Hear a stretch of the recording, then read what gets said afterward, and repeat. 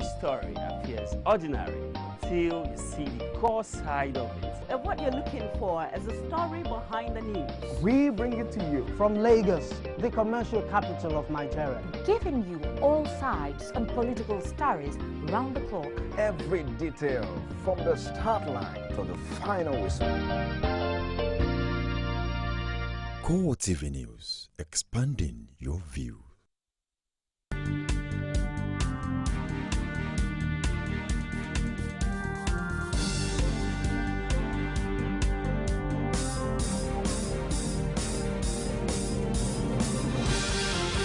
Good evening and welcome to CoreTV Primetime News. I am Omotayo Alo. In our major story, Nigeria's President Muhammad Buhari arrives the United States of America with some governors and other dignitaries. Begins the first round of discussion with U.S. President Barack Obama.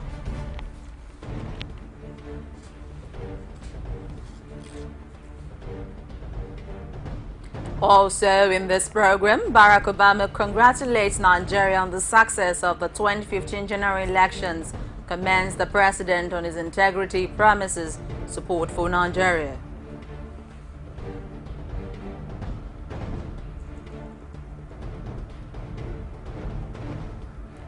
Ten people have been killed in the car-suicide bomb attack on Monday in Damaturu, the Yobe state capital.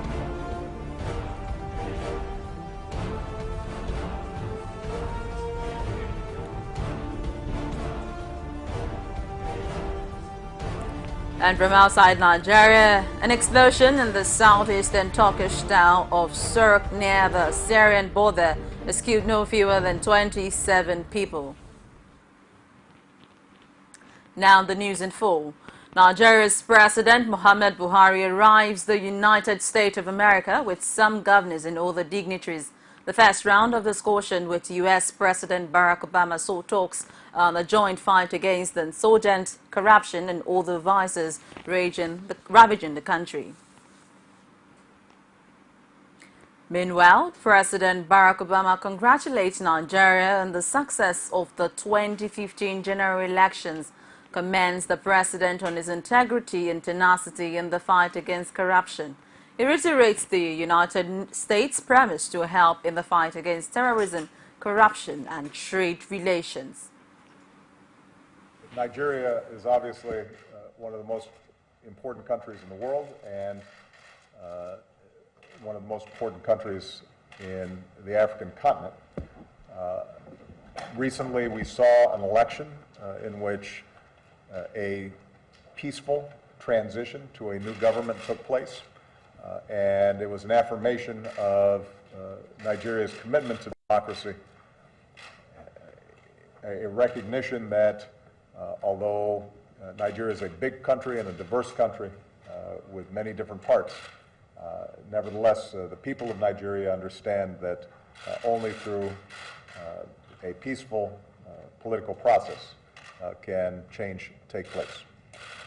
President Buhari comes into office with a reputation for integrity and a very clear agenda. Very concerned about the spread of Boko Haram and the violence that's taken place there and the atrocities that they've carried out, and has a very clear agenda in defeating Boko Haram and extremism of all sorts inside of his country. And he has a very clear agenda with respect to rooting out the corruption that too often has held back the economic growth and prosperity of his country. On both these issues, we're looking forward to hearing more about his plans and how the United States can partner. 10 people have been killed in the car-suicide bomb attack on Monday in Damaturu, the Yobe state capital. The occupant of the car detonated the bomb at a checkpoint along a major highway that connects Damaturu with Maiduguri, the Borno state capital. The road and villages along it are frequently hit by bomb or raids by suspected members of Boko Haram. Chief of Army Staff Major General Tukur Buratai launched Operation Lafayette has a new code name for a fresh impetus by the military to tackle the activities of Boko Haram. This replaces the former Operation Zaman Lafia. The new code name was derived from Hausa language, which literally translates peace by all means. Buratai announced this while addressing troops of the 103 Battalion in Konduga headquarters of Konduga local government area of Borno. He said the objective was to transform the army professionally as well as fast-track the war against Boko Haram terrorists. Stranded patients at the Federal Teaching Hospital Ido-Ekiti have made the passionate appeal to resident doctors nationwide to call off its ongoing strike in order to save lives. CoreTV News crew carried out an assessment of the 7-week-long strike embarked on by doctors over their unpaid dues by the federal government and reports the impact of the strike and the stand of top management of the hospital. Rashid has more. Embarked upon by resident doctors in the federal teaching hospitals of the country no doubt has its far-reaching effects on the healthcare services. At the Federal Teaching Hospital Ido-Ekiti, only few medical consultants were cited attending to patients, while new patients, including those in critical conditions, were reportedly turned back as there were no doctors to attend to them. Patients at the receiving end have called on the federal government and the doctors to reach an agreement in order to avoid further loss of lives in the hospital. Most people bring emergency to this hospital. So, and I think if they come here and there is no doctor to attend to them, it can cause another problem. It may lead to death. Because of the masses, poor masses, they should put it off. Chairman of the Senior Staff Association of the Federal Teaching Hospital in Ido-Ekiti, Age Solomon, says the solution to the ongoing strike would be for government to strike a favorable balance with the doctors through dialogue. It's up to the government to get talking, dialogue with the medical doctors, resolve the issue so that the general populace will keep benefiting from services of the hospital. On his part, Chief Medical Director of the hospital, Lawrence Ayodele, urged the doctors to return to work, adding that a sit-at-home order is not the best option. The oath we have taken to take care of our patients, we shouldn't work against the oath. So I think we render essential services, and so we are not expected to abandon our duties for whatever reason. My own appeal to my colleagues is that they should come back to work, because I know that these monies will be paid. While doctors remain in strike without any clear-cut time on when the action will end, patients remain hopeful that the resident doctors will heed their plea and resume work. Rashid, CoreTV News, Ido-Ekiti. Civil servants in Ondo State are set to begin an indefinite strike on Wednesday should the state government fail to pay all outstanding deductions made from their salaries for months. The state chairman of the Joint Public Service Negotiating Council, Comrade Sunday Adeleye, stated this while speaking to journalists on Monday in Akure, the state capital. Adeleye said the industrial action would go ahead as the workers had last week issued a 7-day ultimatum to the state government, which expires on Tuesday. The labor leader lamented that cooperative societies for workers had died a natural death due to non-release of workers' deductions to the societies, saying this were additional means the workers used to survive.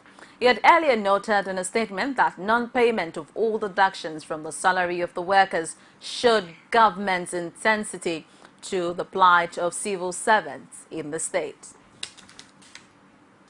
The Police Service Commission has discerned an online advertisement on the recruitment of general duty police officers.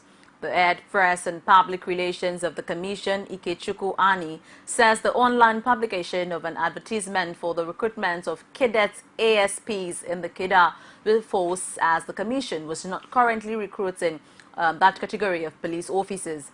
Ani advised the public to ignore the publication while the Commission's work at investigating the source of the advertisement in order to take necessary disciplinary measures. The police spokesman also appealed to the media to always cross-check any information before putting it in public space.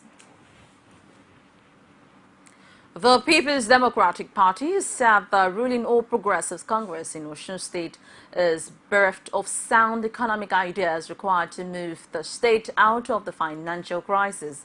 The PDP chairman in Osun State, Alhaji Gani Olaoluwa, said this in a statement made available in Osogbo on Monday. The party issued the statement to react to the allegation levied against Senator Iyola Omisore, who the ruling party accused of being behind the planned summit being organized by a group known as the Osun Stakeholders. Some of the conveners of the planned summit, Yinka Odumake and the former Attorney General of Osun State, Niyi Owolade, had announced on Friday that the summit would hold next Thursday. The Director of Publicity, Research and Strategy of the APC in the state, Kunle Oyatomi, had accused Omisore of planning a youth summit to cause mayhem with a view of destabilizing the state. However, Olaoluwa said it was sad that the ruling party had no idea of solving the problems confronting the state and was wrongly accusing the opposition party, who knew nothing about the summit. We take a break now, and when we come back, we'll be back with more stories. Stay tuned.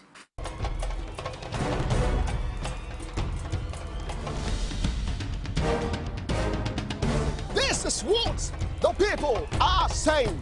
You don't run a big economy with generator. They need to do more in terms of energy and power. Many things to do for this Nigeria about lights, water, and new TT. For Nigerians that are not gullible, we know that good laws have done nothing good for this country. Buhari won the election convincingly. Talk to your husband that you should keep promise about what you said, and because people are watching you, you know, another election is coming. Because some people will stand for Yoruba land, will be strong man, you don't die. This nation is moving forward. The best is going to take place. The people giving voice to the voiceless. If you're just joining us, it's CoreTV Primetime News, and here's a quick reminder of our top story. Nigeria's President Muhammad Buhari arrives in the United States of America with some governors and other dignitaries. Begins the first round of discussion with U.S. President Barack Obama.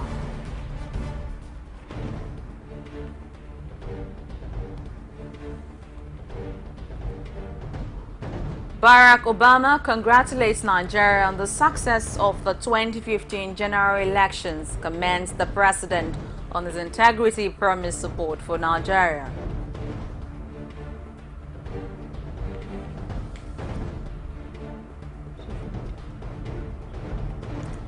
Ten people have been killed in a car-suicide bomb attack on Monday in Damaturu, the Yobe state capital. For more news and information, do well to visit our social media platform, facebook.com/CoreTV News. Follow us and also tweet at us at our Twitter handle at CoreTV News NJ. Get more news and information on our YouTube channel, youtube.com/CoreTV. Leave a space and news. The Committee for the Defense of Human Rights has called for the review of the committees set by the Osun State House of Assembly to probe the allegations of financial recklessness levied against Governor Rauf Aregbesola by Justice Folahomi Oloyede. In a statement signed by the chairman of the group, Akinkunmi Asifat, the publicity secretary, Ismail Otman, it sought the inclusion of members of the People's Democratic Party in the House of Assembly, representatives of trade unions, civil servants and Judicial Service Commission in the panel to make its report acceptable to everybody. CDHR also urged the lawmakers to ensure that a thorough investigation is carried out into the judge's petition to ascertain its veracity, while urging those demanding the resignation of the judge to stop the call until after the report of the panel. Earlier, the minority leader of the House, Oladejo Makinde, member of the PDP, had raised an objection to the composition of the panel, which was inaugurated by the Speaker of the House of Assembly, Najim Salam. The Independent Corrupt Practice and Other Related Offence Commission, ICPC, have been urged to prosecute the Chief Registrar of Kebbi State Judiciary, Abubakar Siddiq Bello, for fraudulently concocting the orders of the Appeal Court, Sokoto Division. Olaiwola Folabi, a legal practitioner who made this known in Benin City, the Edo State capital, said Bello is not fit to hold a public office any longer for abusing his office because of the millions of naira involved in the subject matter.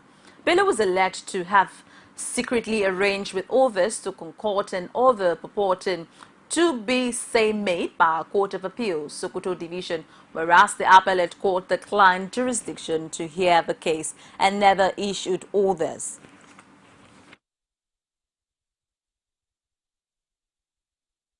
And unbelievable that a chief registrar of High Court of Justice, Kebbi State, will forge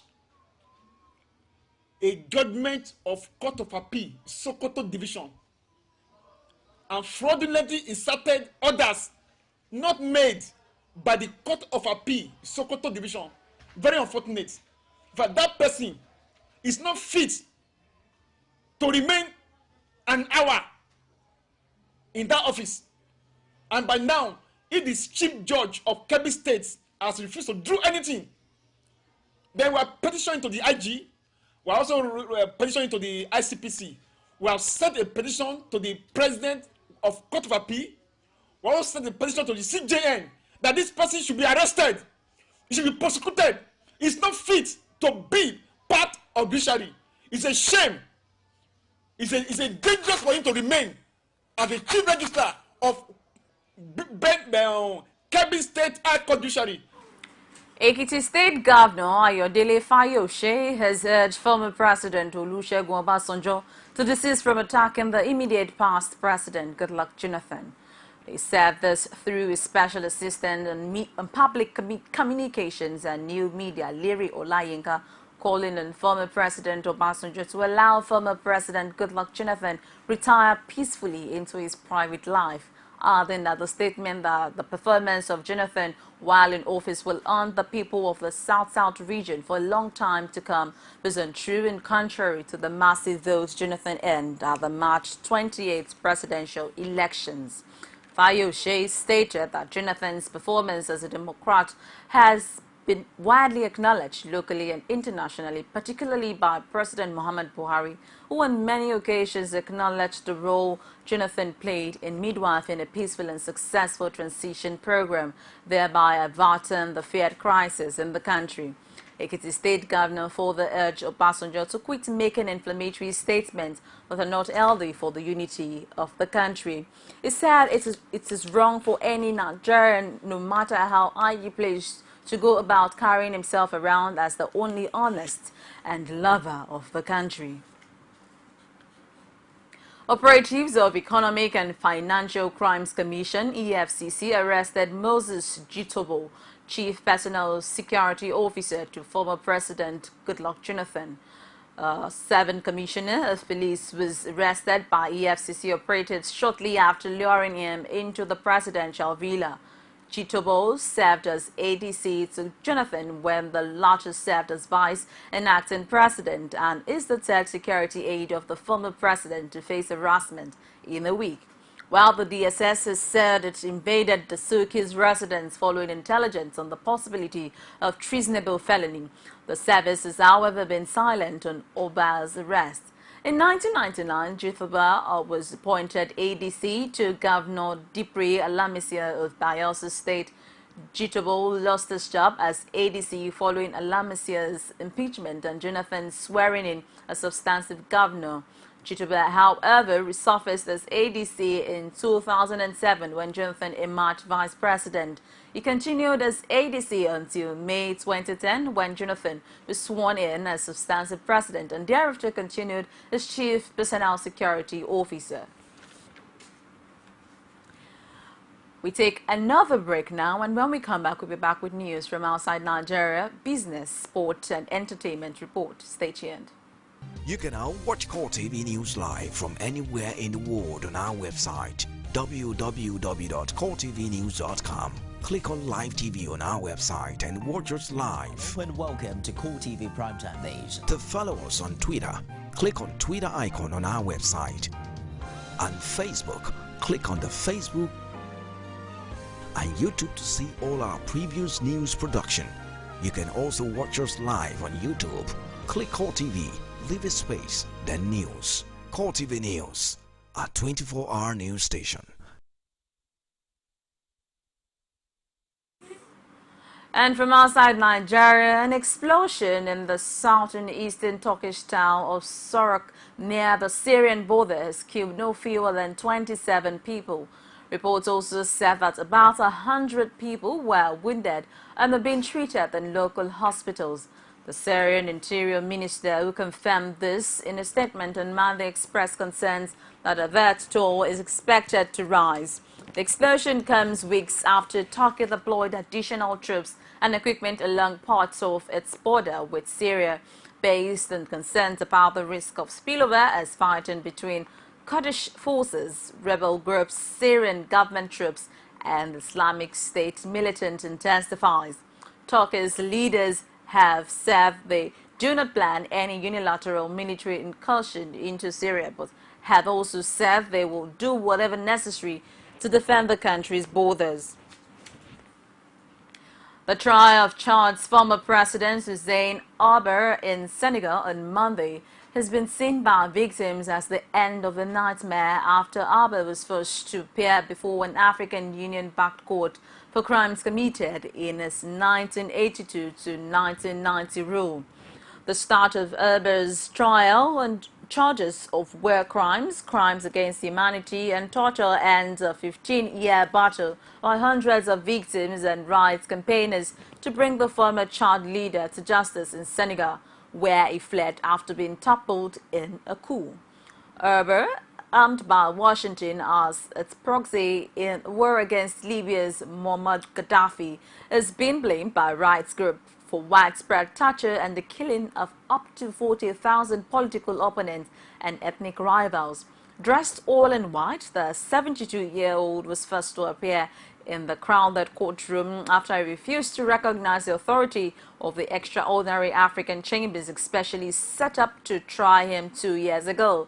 The tribunal is supported by the African Union, but as part of Senegal's justice system, making it the first time in modern history that the country's domestic court have persecuted the former leader of another country on rights charges.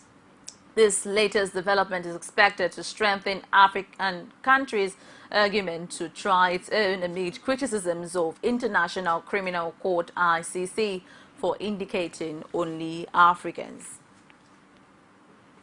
U.S. actress Demi Moore has expressed absolute shock after a man drowned at a Los Angeles swimming pool. The deceased Edlison Vale's body was found floating in the pool on Sunday. The star, who was away at the time, said this was an unthinkable tragedy. Vale, 21, is believed to have been a member of the household staff who might have fallen into the pool during a party as he could not swim, relatives reported. Los Angeles County Coroner Fred Correll said Vale had been missing for 10 or 15 minutes before his friends found him floating in the deep end of the pool early on Sunday morning. Emergency crews were called on the house in the city's Beverly Crest neighborhood, but efforts to resuscitate him proved abortive as he was pronounced dead at the scene. Demi Moore brought the house together with her former husband, Ashton Kutcher. She was once the highest paid actress in Hollywood. Authorities in southeastern Afghanistan say NATO attack helicopters bombed a security outpost early Monday, killing at least 7 Afghan soldiers and wounding 5 others. The deadly airstrike occurred in Restiv Logar province when Taliban insurgents frequently launch attack against Afghan national security forces. Afghanistan's defense ministry said coalition helicopters were flying all over an area where clashes between security forces and Taliban militants were underway. It said insurgents fired towards the aircraft, prompting a response that destroyed 1 security outpost. Afghan National Army Area Commander General Abdul Razak acknowledged the attack in the Baraki Barak district, 50 kilometers east of Kabul, appeared to have been carried out mistakenly. Cuba and the U.S. have formally restored diplomatic relations after an agreement struck last year, putting aside decades of hostility, came into force. Just after midnight local time, the diplomatic missions of each country became full embassies. The Cuban flag was raised on Monday at the newly opened embassy in Washington. Despite the historic shift, both sides admit to lingering difficulties. A flag will not be raised at the American embassy in Havana until Kerry pays a visit there on 15 August.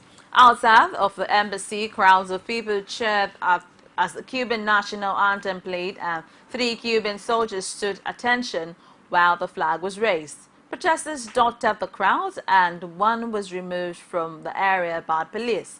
Restrictions on Americans wanting to travel to Cuba remain in place as while the U.S. trade embargo banning most American companies from doing business in Cuba. Nigeria's Consul General in South Africa, Uche Ajulu Okeke, said on Sunday that the Central Bank of Nigeria has approved a center to conduct biometric verification for Nigerians in South Africa. Ajulu Okeke, I beg your pardon, said that the CBN was worried about the number of Nigerians abroad not captured in the bank verification number BVN exercise. She said the bank approved that the center located in Johannesburg should carry out the exercise to enable Nigerians in South Africa with accounts at home be captured by the BVN. The Consul General also said that the consulate, with the approval of the Nigerian Immigration Service, had set up a new passport and visa processing center in South Africa. According to her, the center was in the same building with the one approved by the central bank to carry out biometrics verification for BVN. As the pressure faced by the Naira in the parallel market becomes intense, analysts at Financial Derivatives Company Limited have anticipated that the Central Bank of Nigeria will increase the use of administrative measures in its quest to protect the nation's currency. These administrative tools are the cash reserve ratio and open market operations. Furthermore, the CBN's Monetary Policy Committee, which is responsible for fixing interest rates and other monetary policy tools, would host its meeting this Thursday on Friday. According to the report, the CBN has already reached the upper limit of its tightening cycle, predicting that a probable outcome at the MPC meeting would be for the CBN to maintain the status quo and use more administrative measures in preserving the forex reserves. A highly contagious strain of avian flu is spreading across West Africa, disseminating poultry farms and stocking fears the virus will jump from birds to humans, the UN's food agency warned on Monday. Markets and farms in Nigeria, Burkina Faso, Niger, Ivory Coast, and Ghana have been hit with a deadly H5N1 virus over the past 6 months. The UN's Food and Agriculture Organization said in Nigeria alone, 1.6 billion birds have been killed by the virus, or called to stop the FOC said, damaging the economy. Local veterinary officials have been urged by the UN to try to trace where affected animals were sold to find sources of the outbreak in order to halt its spread. The organization is asking donors for $20 million to respond to the avian flu outbreak and to help prevent its spread. And now to sports.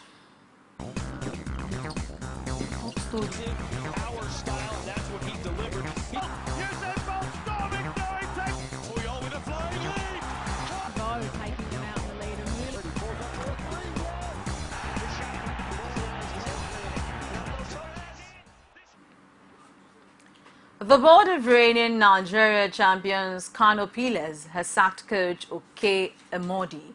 The club, in a statement signed by its spokesman Idris Malikawa, said the new board, headed by Kabiru Bata, approved Emodi's dismissal.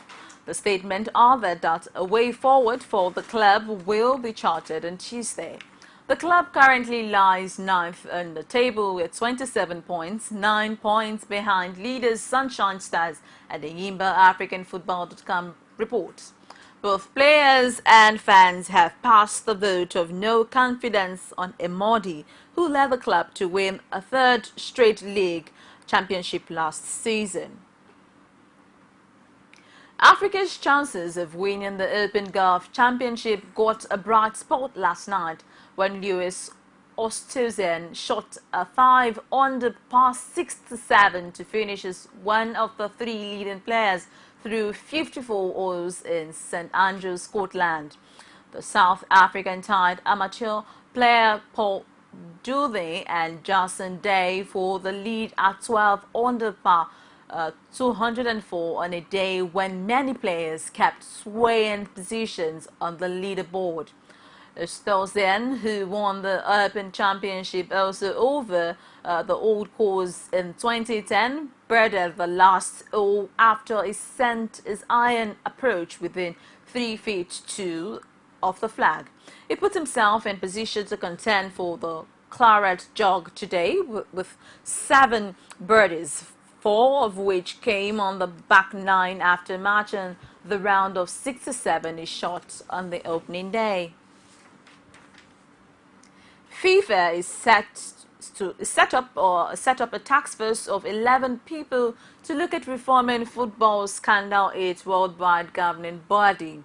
Proposals for reform will include term limits for precedent and integrity checks for top officials, President Sepp Blatter announced. He also added that FIFA will hold an extraordinary Congress to elect its new president on 26 February 2016. Blatter announced he would stand down in June, just 4 days after being re-elected president.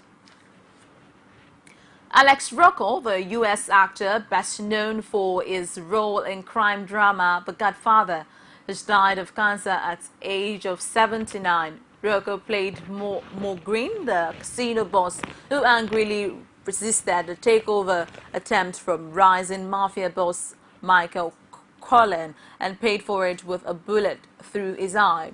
Born Alexandra Federico Petrincon in 1936 in Cambridge, Manchester, Rocco was, according to U.S. organized crime informant, a young anger of the Boston area's Winter Hill gang after he was arrested but not charged over a gang-related killing. He fled to California to work as a bartender shortly after arriving in Los Angeles. He studied acting under Star Trek actor Leonard Nimoy, a fellow Manchester citizen who advised Rocco to lose his Boston accent. Aside from Boston's movies, Rocco enjoyed a broad career in dramas, thrillers, comedies, and even turned his hand to animation, working on projects like Pixar's A Bug's Life, Family Guy, and Batman Year One. Well, that's the stories we have for you today, but a quick reminder of our major story. Nigeria's President Muhammad Buhari arrives in the United States of America with some governors and other dignitaries, begins the first round of discussion with U.S. President Barack Obama.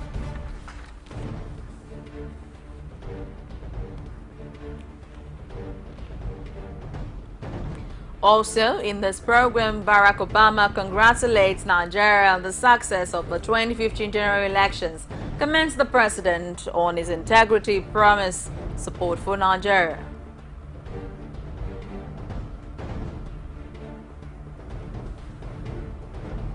Ten people have been killed in the car suicide bomb attack on Monday in Damaturu, the Yobe state capital. It's a wrap on CoreTV Primetime News. Thank you so very much for watching. I remain Omotayo. Alo.